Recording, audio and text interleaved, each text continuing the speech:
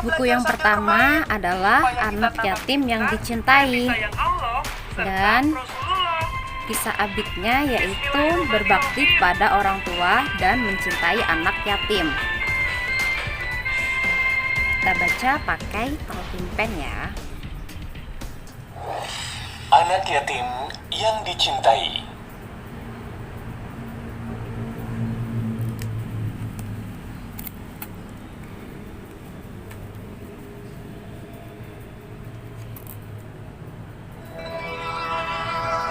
Hari itu, suasana kota Mekah tampak sibuk seperti biasa. Mekah adalah sebuah kota di Jazirah Arab. Allah Subhanahu wa Ta'ala memuliakannya dengan menempatkan Ka'bah di sana sebagai kiblat kaum muslim di seluruh dunia. Ka'bah dibangun oleh Nabi Ibrahim alaihissalam dan putranya Nabi Ismail alaihissalam. Ka'bah dibangun untuk dijadikan tempat ibadah. Suatu hari, Ka'bah pernah hendak dihancurkan oleh Raja Abraha, sang penguasa Yaman. Abraha al-Ashram datang membawa pasukan perang dengan mengendarai kuda dan gajah yang sangat besar. Allah Subhanahu wa Ta'ala menyelamatkan Ka'bah dengan mengutus burung ababil untuk menghancurkan pasukan Abraha. Masya Allah, sungguh Allah Subhanahu wa Ta'ala Maha berkuasa atas segala sesuatu. Seluruh masyarakat Mekah dan Jazirah Arab tidak akan pernah melupakan peristiwa itu. Hingga tahun ini terkenal dengan sebutan Tahun Gajah. Pada tahun itu pula Muhammad kecil dilahirkan di hari Senin yang diberkahi, tanggal 12 Rabiul Awal.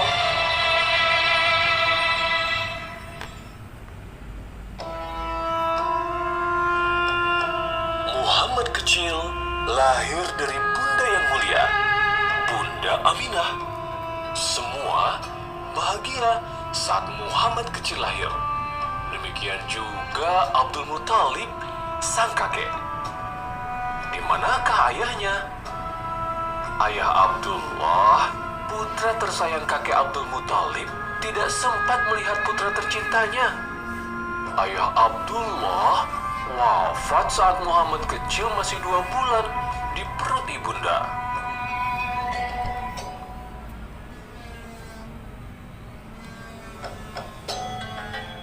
Kakek Abdul Muthalib adalah orang yang terpandang. Beliau berasal dari Bani Hashim, suku terbaik kaum Quraisy. Kakek Abdul Muthalib memiliki 10 anak laki-laki. Di antaranya adalah ayah Abdullah. Muhammad kecil adalah hadiah terindah yang diterima kakek Abdul Muthalib setelah ayah Abdullah meninggal dunia. Nah, salah satu yang menarik di sini ada juga catatan-catatan kayak ini. Kamu perlu tahu. Allah Subhanahu wa Ta'ala saat Nabi Ismail alaihissalam lahir. Ia pernah hilang tertimbun pasir. Ratusan tahun setelahnya, sumur Zam-Zam berhasil ditemukan kembali oleh kakek Abdul Muthalib. Kemudian, airnya digunakan untuk menjamu para jamaah haji. Kebiasaan masyarakat Arab saat itu adalah memberikan bayi yang baru lahir untuk disusukan oleh orang lain selain bundanya, agar anak-anak tumbuh besar di perkampungan Baduy di luar kota Mekah yang masih terjaga kemurnian bahasa dan tutur katanya. Hari itu, rombongan kaum Bani Sa'ad datang ke Mekah untuk mencari bayi yang siap disusui. Mereka mengharapkan bayaran yang layak. Mereka pulang dengan membawa bayi pilihan mereka. Bunda Aminah bersedih karena tidak ada seorang pun yang mau membawa putranya itu. Karena putranya adalah anak yatim yang tidak memiliki ayah. Hari itu, rombongan kaum Bani Sa'ad datang ke Mekah untuk mencari bayi yang siap disusui. Mereka mengharapkan bayaran yang layak. Mereka pulang dengan membawa bayi pilihan mereka. Bunda Aminah bersedih karena tidak ada seorang pun yang mau membawa putranya itu. Karena putranya adalah anak yatim yang tidak memiliki ayah. Rupanya ada satu keluarga yang belum membawa pulang seorang bayi. Mereka keluarga Bunda Halimah binti Zu'aib. Duhai Bunda, betapa malu saat kita pulang dan tidak ada bayi yang kita bawa. Mungkin tidak mengapa kita ambil bayi yatim tadi untuk kita rawat. Siapa tahu Allah Subhanahu wa Ta'ala memberikan berkah yang banyak untuk keluarga kita, kata suami Bunda Halimah, Al-Harith bin Abdul Uzza. Demikianlah, Bunda Halimah kemudian membawa pulang Muhammad kecil dengan penuh kasih sayang. Dirawat dan disusuilah Muhammad oleh Bunda Halimah. Banyak keajaiban saat Muhammad kecil tinggal bersama Bunda Halimah. Tanaman di sekitar rumahnya tumbuh subur, padahal sebelumnya rusak karena kemarau panjang. Kambing mereka pun selalu penuh air susu. Seluruh keluarga Bunda Halimah bisa menikmatinya.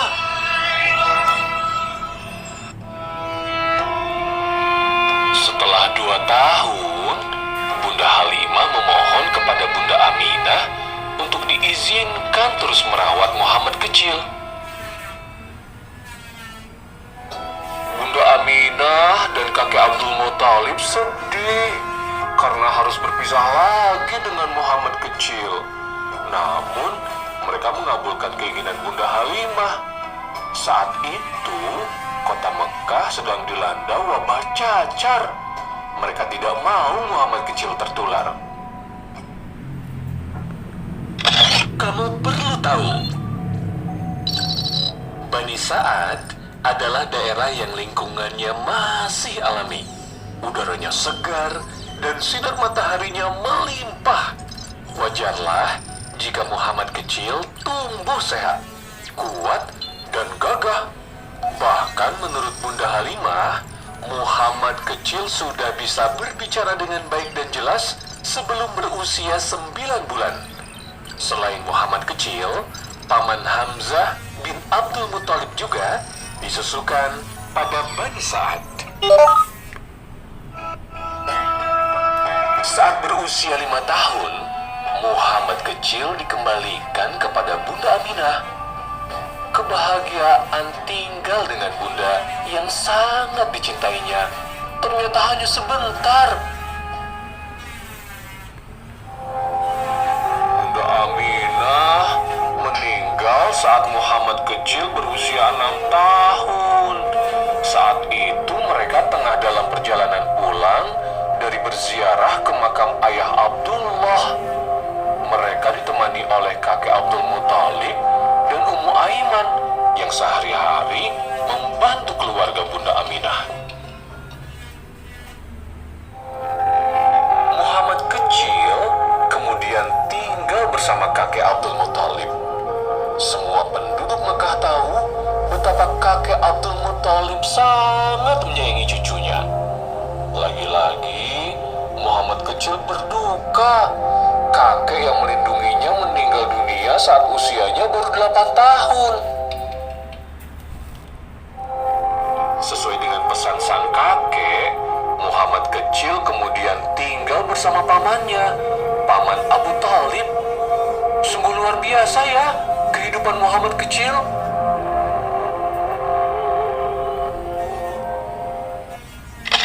Kamu perlu tahu, ketika hamil bayi Muhammad, Bunda Aminah tidak merasakan kesusahan sebagaimana para wanita pada umumnya.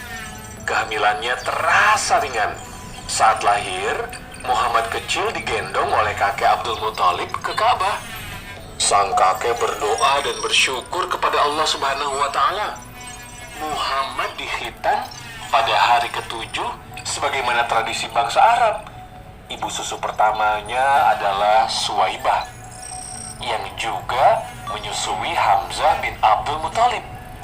Jadi, Hamzah bin Abdul Muthalib adalah paman sekaligus saudara sesusu Rasulullah Muhammad Sallallahu Alaihi Wasallam.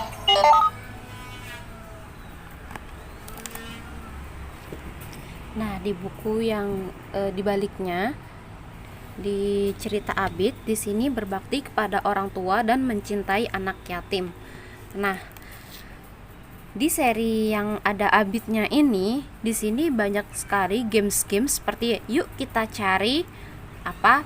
Misal di sini ada kita cari 3 ekor kucing, 4 buku dan juga 5 balon. Nah, di sini mengajak anak-anak untuk beraktivitas mencari apa yang ada di perintah ini ya. Misal, Yuk kita cari. 1 anak sedang menangis. 2 kupu-kupu. nah selanjutnya Kak Hakim dan teman-teman sedang berkunjung ke panti asuhan.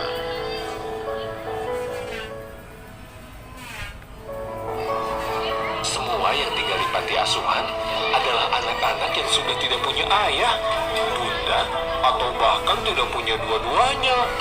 Salah satunya adalah Kak Zaid yang tampak langsung akrab.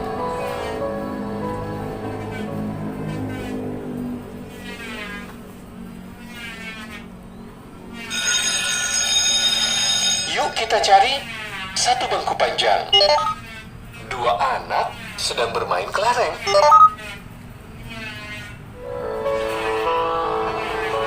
Saya ingat bunda, tadi pagi Rara bentak bunda. Waktu bunda minta Rara cepat-cepat mandi. Kata Rara dengan berkaca-kaca.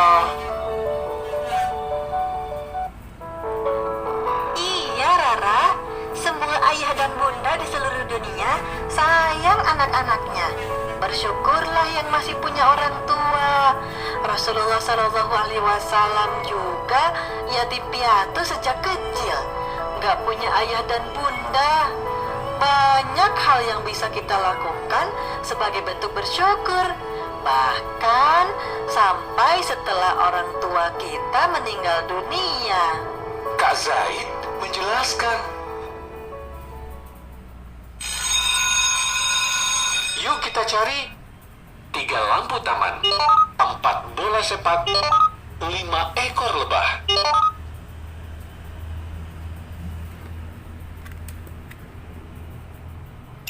1. Bersikap baik saat berbicara. Nggak perlu bentak-bentak atau teriak-teriak. 2. Bantu pekerjaan ayah dan bunda di rumah.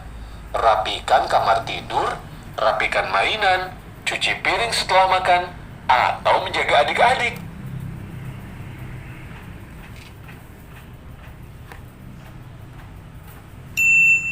3. Sering-sering bercerita dengan ayah bunda. Boleh cerita apa saja, mereka pasti senang. 4. Memberi hadiah. Nah, ini bisa jadi kejutan. Hadiah nggak harus mahal kok. Petik bunga di taman untuk diberikan kepada bunda, buat surat atau kartu ucapan, atau yang lain.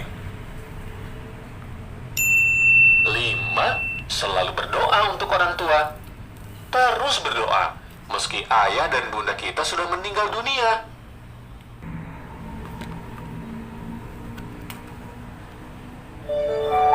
Oh iya, termasuk juga ke kakek dan nenek.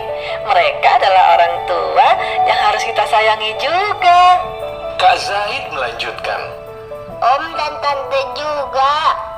Abid menimpali. Iya, bahkan kita harus menghormati, menyayangi, dan tetap menjalin hubungan dengan sahabat-sahabat ayah dan bunda kita. Kata Kak Zaid lagi.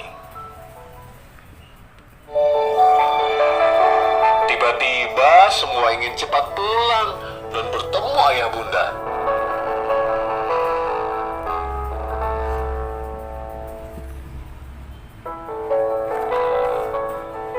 Dear Bunda dan Ayah, buku pertama ini bicara tentang awal mula kehidupan Rasulullah Shallallahu Alaihi Wasallam.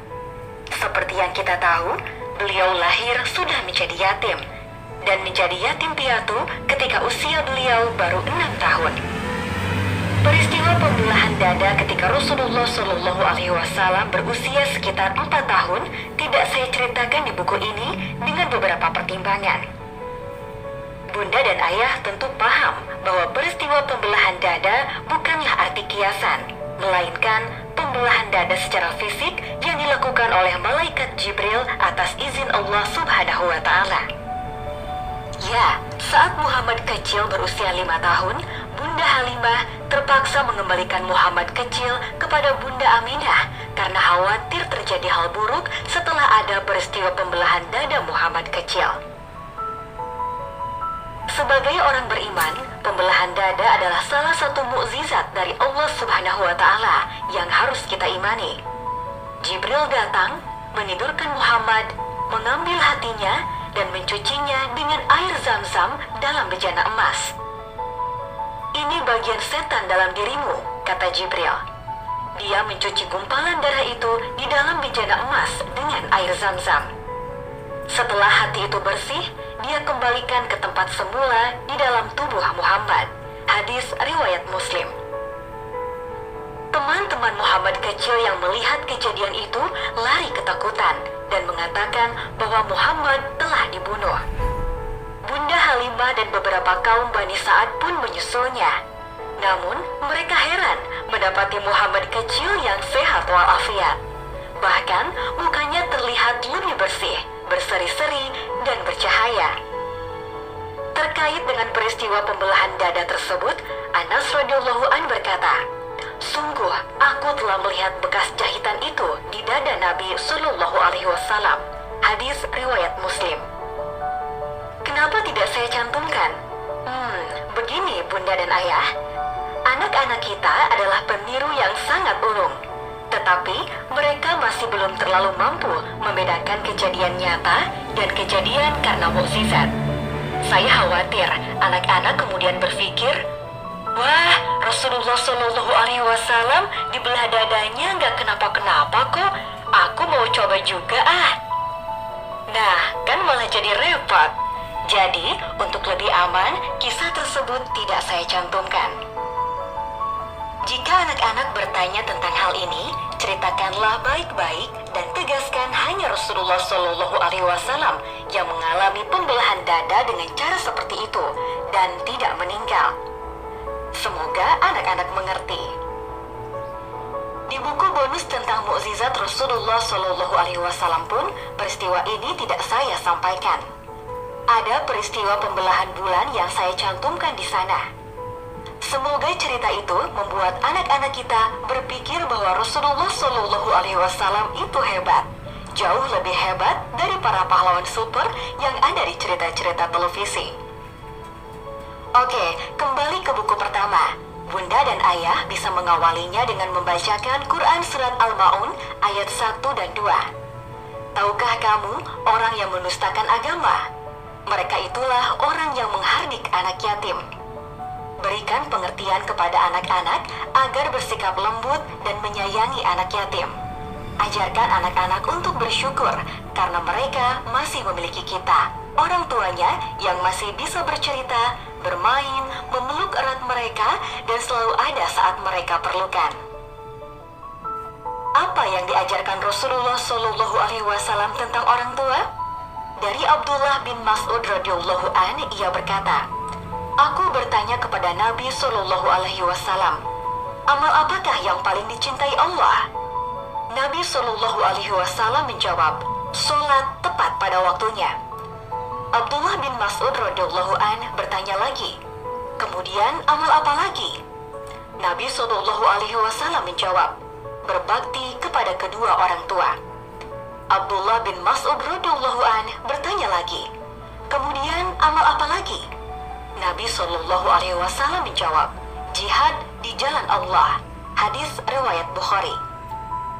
Di bagian Little Abid, saya membahasakan birrul walidain, berbakti kepada orang tua dengan sederhana dari peristiwa sehari-hari yang mereka hadapi. Apapun itu, semua yang kita lakukan adalah semata-mata untuk menyiapkan warisan terbesar kita kepada dunia, yaitu anak-anak. Semoga warisan terbesar itu akan selalu ada untuk kita, hingga mengantarkan kita semua berkumpul di surga Allah yang Maha Esa.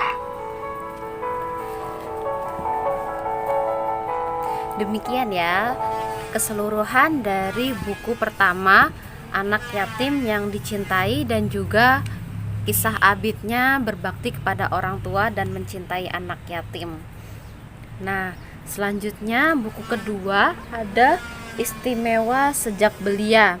Di buku Istimewa Sejak Belia ini baliknya yaitu mandiri dan bertanggung jawab.